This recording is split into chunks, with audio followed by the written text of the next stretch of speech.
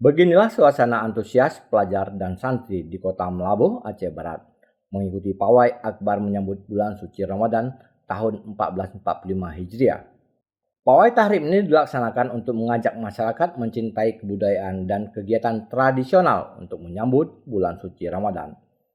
Pawai tahrib akbar tersebut diikuti ribuan peserta dari berbagai kalangan, mulai dari santri, siswa SD, MIN, SMP, MTSN, SMA, dan MAN, mahasiswa, serta para orang tua peserta.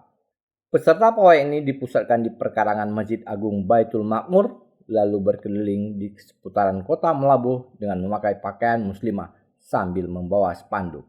Perjalanan peserta pawai juga diiringi dengan rebana, pertunjukan drum band, serta lantunan sholawat.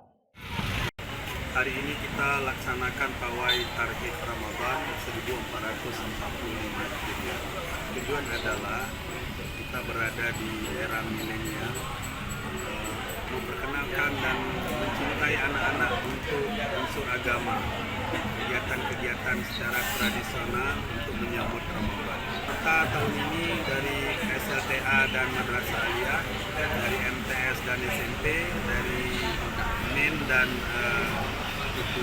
SD, kemudian ada dari pondok pesantren, ada dari UTU dan juga dari STAN. Kita peserta berjumlah 5.320 orang dan ini bisa bertambah dikali lipat dengan jumlah orang tua yang hadir sekitar 5.000. Jadi ada 10.000 orang hari ini di seputaran Masjid Agung Aceh Barat. Tahun ini kita memulai untuk mengapresiasi anak-anak.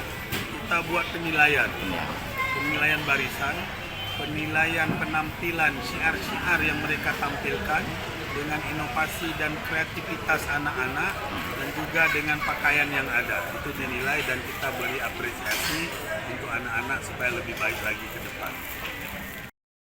Sementara itu, para peserta pawai juga akan dinilai dari segi penampilan, kekompakan, serta penampilan pakaian, sehingga bagi yang menang akan mendapat piagam dan uang pembinaan. Dari Aceh Barat, Orian Saputra melaporkan untuk Puja TV Aceh.